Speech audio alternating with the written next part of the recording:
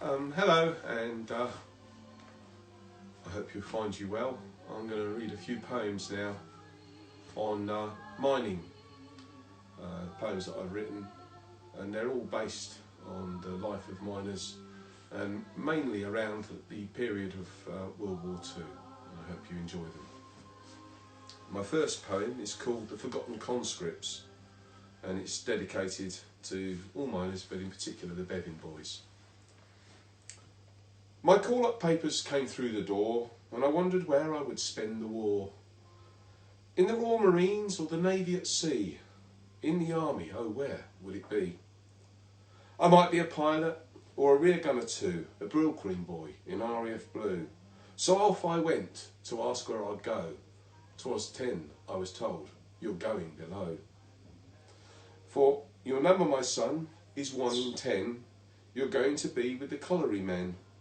Down to the pits to dig out the coal. With lamp and a pick, you will enrol. Overalls blue and hard hat of black. The boys in the cage will all watch your back.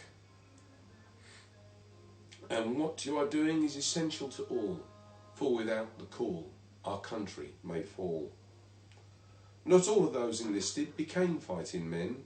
Instead, they dug coal again and again, keeping fires burning ever so bright, and helping our country to win the fight. So that's where I spent my time in the war, miles beneath with the rich and the poor. Bevan boys was the name we were given. Many long gone and to heaven have risen.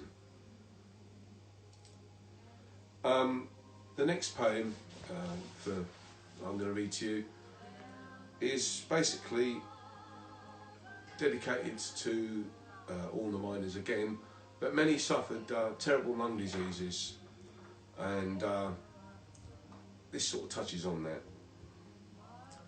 For many a year he worked down the pit, deep in the earth, in the dust and the grit, boots on his feet, just pants and a vest. He toiled each day with simply the best.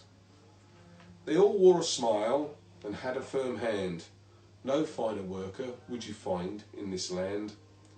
A miner all life, and even in death, his lungs full of dust, he fought for each breath.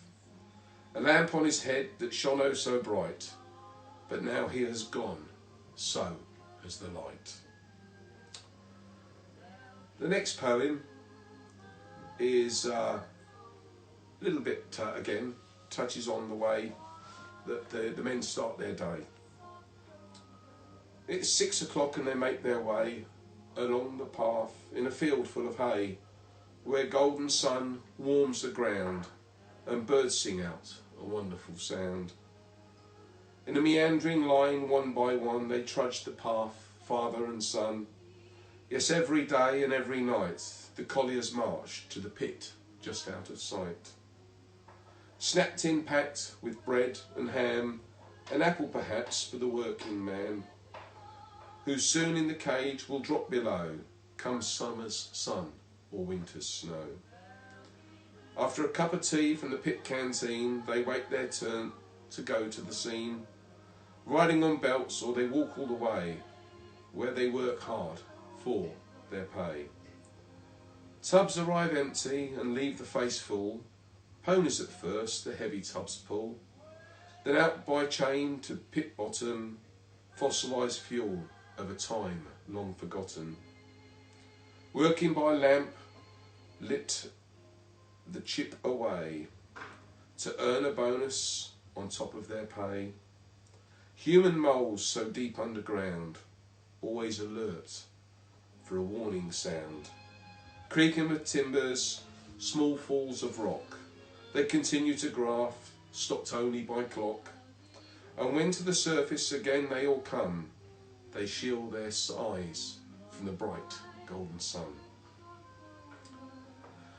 The next poem is about the other person, or the other animal I should say, the creature that worked underground with them, the pit pony.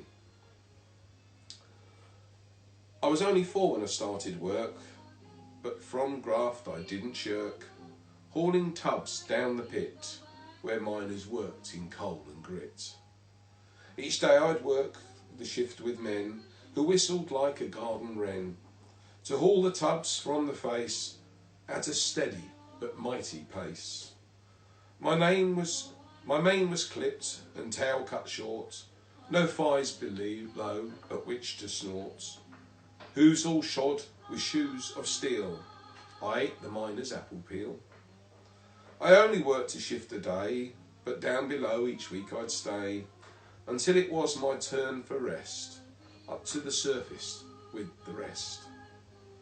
A weekend's break in meadows green, across the land a familiar scene, where ponies rested and would play upon the grass and fresh cut hay. 20 years I did graft at the bottom of the shaft, and when my working days were done, with the others I freely run. So that's my few poems for you today. I hope you've enjoyed them, and all it leaves me to say is stay safe until we meet again. Thank you and goodbye.